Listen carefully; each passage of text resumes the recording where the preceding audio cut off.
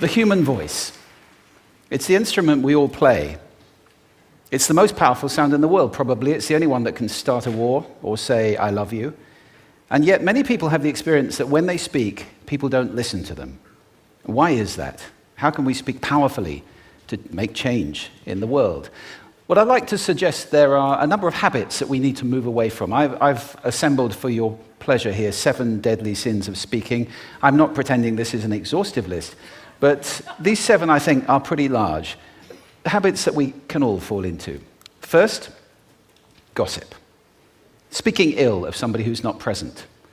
Not a nice habit, and we know perfectly well the person gossiping 5 minutes later will be gossiping about us. Second, judging. We know people who are like this in conversation, and it's very hard to listen to somebody if you know that you're being judged and found wanting at the same time.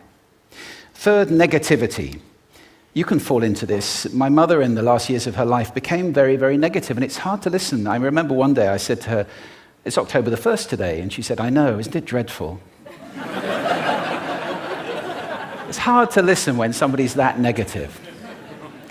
And another form of negativity, complaining. Well, this is the national art of the UK.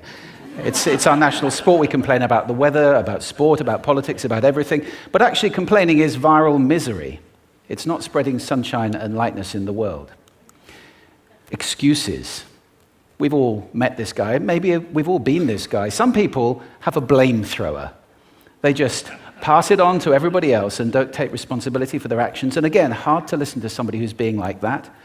Penultimate, the 6th of the 7, embroidery, exaggeration. It demeans our language, actually, sometimes. For example, if I see something that really is awesome, what do I call it? And then, of course, this exaggeration becomes lying, out and out lying, and we don't want to listen to people we know are lying to us. And finally, dogmatism. The confusion of facts with opinions. When those two things get conflated, you're listening into the wind. You know, somebody is bombarding you with their opinions as if they were true. It's difficult to listen to that. So here they are, 7 deadly sins of speaking. These are things I think we need to avoid. But is there a positive way to think about this? Yes, there is. I'd like to suggest that there are 4 really powerful cornerstones, foundations, that we can stand on if we want our speech to be powerful and to make change in the world. Fortunately, these things spell a word. The word is hail, and it has a great definition as well. I'm not talking about the stuff that falls from the sky and hits you on the head. I'm talking about this definition, to greet or acclaim enthusiastically, which is, I think, how our words will be received if we stand on these 4 things. So what do they stand for? See if you can guess. The H, honesty, of course. Being true in what you say, being straight and clear. The A is authenticity, just being yourself. A friend of mine described it as standing in your own truth, which I think is a lovely way to put it. The I is integrity, being your word, actually doing what you say, and being somebody people can trust. And the L is love. I don't mean romantic love, but I do mean wishing people well. For 2 reasons. First of all, I think absolute honesty may not be what we want. I mean, my goodness, you look ugly this morning. Perhaps that's not necessary. Tempered with love, of course, honesty is a great thing. But also, if you're really wishing somebody well, it's very hard to judge them at the same time. I'm not even sure you can do those 2 things simultaneously. So, hail. Also, now that's what you say, and it's like the old song, it is what you say, it's also the way that you say it. You have an amazing toolbox. This instrument is incredible, and yet this is a toolbox that very few people have ever opened. I'd like to have a little rummage in there with you now, and just pull a few tools out that you might like to take away and play with, which will increase the power of your speaking. Register, for example. Now, falsetto register may not be very useful most of the time, but there's a register in between. I'm not going to get very technical about this for any of you who are voice coaches. You can locate your voice, however. So if I talk up here in my nose, you can hear the difference. If I go down here in my throat, which is where most of us speak from most of the time, but if you want weight, you need to go down here to the chest. You hear the difference? We vote for politicians with lower voices. It's true, because we associate depth with power and with authority. That's register. And we have timbre. It's the way your voice feels. Again, the research shows that we prefer voices which are rich, smooth, warm, like hot chocolate. Well, if that's not you, that's not the end of the world, because you can train. Go get a voice coach. And there are amazing things you can do with breathing, with posture, and with exercises to improve the timbre of your voice. Then prosody. I love prosody. This is the sing-song, the meta-language that we use in order to impart meaning. It's route one for meaning in conversation. People who speak all on one note are really quite hard to listen to if they don't have any prosody at all. That's where the word monotonic comes from, or monotonous, monotone. Also, we have repetitive prosody now coming in, where every sentence ends as if it were a question, when it's actually not a question, it's a statement.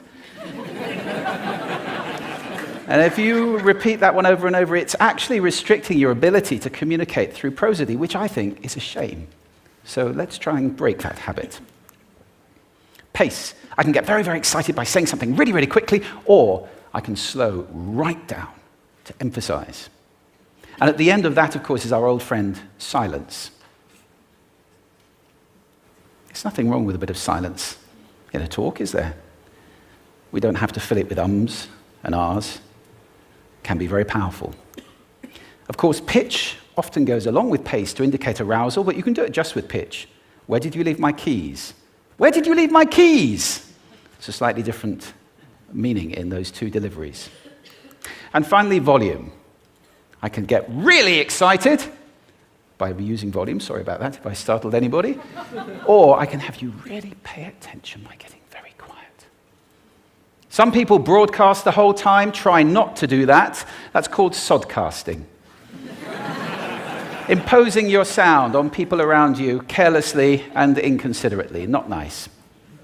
Of course, where this all comes into play most of all is when you've got something really important to do. It might be standing on a stage like this and giving a talk to people. It might be proposing marriage, asking for a raise, a wedding speech, whatever it is.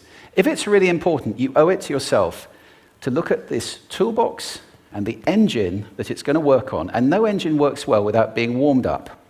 Warm up your voice. Actually, let me show you how to do that. Would you all like to stand up for a moment?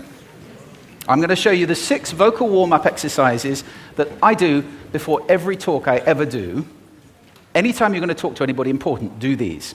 First, arms up, deep breath in, and sigh out, like that. One more time. Very good. Now we're going to warm up our lips, and we're going to go bop, bop, bop, bop, bop, bop, bop, bop. Very good. And now, just like when you were a kid.